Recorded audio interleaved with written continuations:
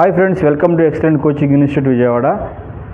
So మన ఈ వీడియోలో ఎస్ఐ నోటిఫికేషన్ గురించి డిస్కస్ చేద్దామండి.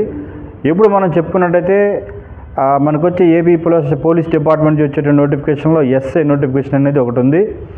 అయితే అభ్యర్థులు ఏం చేస్తున్నారంటే నోటిఫికేషన్ రాలేదు కదా, నోటిఫికేషన్ వచ్చిన తర్వాత మనం ప్రిపేర్ అవుదాంలే అనేటువంటి ఒక నిరుత్సాహం అలాగే ఒక నిరాసక్తిగా ఉండటం వల్ల చాలామంది అభ్యర్థులు ప్రిపేర్ కాలేకపోతున్నారు. సో ఎప్పుడైతే మనకు ఉద్యోగం అనేది రావాలి అనుకుంటున్నామో సో నోటిఫికేషన్తో మనకు పని లేదండి. నోటిఫికేషన్ ఎప్పుడు వచ్చినా సరే మనం రెడీగా ఉండాలి. సో నోటిఫికేషన్ ముందు ఎవరైతే చదువుకుని ఉంటారో, ఎవరైతే సిలబస్ని కంప్లీట్ చేస్తారో వారి మాత్రమే జాబ్ సాధించడానికి అవకాశం ఉంది.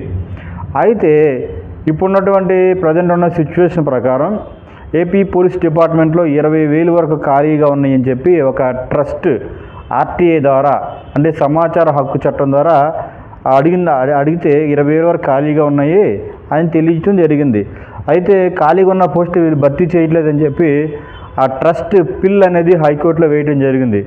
ఆ పిల్ ఆధారంగా హైకోర్టు మీరు ఎందుకు ఉన్నటువంటి గౌరవ హైకోర్టు మీరెందుకు ఉన్నటువంటి పోస్టులను ఖాళీ చేయట్లేదు అని చెప్పి అడగటమే కాకుండా సంబంధిత చీఫ్ సెక్రటరీ తర్వాత హోంశాఖలో ఉన్నటువంటి ముఖ్య అధికారికి ఉత్తర్వులు జారీ చేయడం జరిగింది. దీని మీద మీరు 6 వారాల్లోగా నిర్ణయం తీసుకోండి.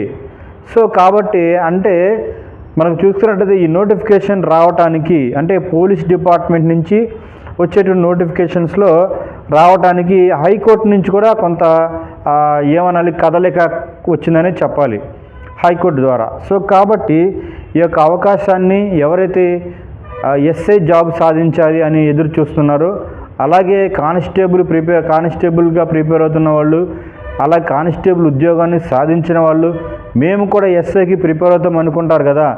సో ఇలా ఎవరైతే ఉన్నారో వాళ్ళు ఈ యొక్క అవకాశాన్ని మీరు సద్వినియోగం చేసుకోవచ్చు. ఎందుకంటే నోటిఫికేషన్ 100% వస్తుంది. Don't waste your time. ఖచ్చితంగా ఎస్ఐ జాబ్ సాధించాలంటే ముందు మనకి సిలబస్ అనేది అవగాహన ఉండాలి, సిలబస్ ఆధారంగా చదవాలి.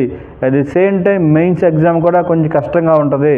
సో కాబట్టి దాంట్లో అథమెటిక్ అండ్ రీజనింగ్ ఉంటాయి, తర్వాత ఇంగ్లీష్ ఉంటుంది, తెలుగు ఉంటుంది, జనరల్ స్టడీస్ ఉంటాయి. ఇవన్నీ నేర్చుకోవాలి. కాబట్టి సో తక్కువ సమయమే మనకి నోటిఫికేషన్ వచ్చిన తర్వాత ఉంటుంది. కాబట్టి మనం ముందుగానే ప్రిపరేషన్ చేస్తుంటే మనం సాధించడానికి అవకాశం ఎక్కువగా ఉంటుంది. అయితే మన ఎక్సలెంట్ కోచింగ్ ఇన్స్టిట్యూట్ దగ్గర అతి తక్కువ ఫీజుతో మన దగ్గర కోచింగ్ అనేది ఇవ్వడం జరుగుతుంది.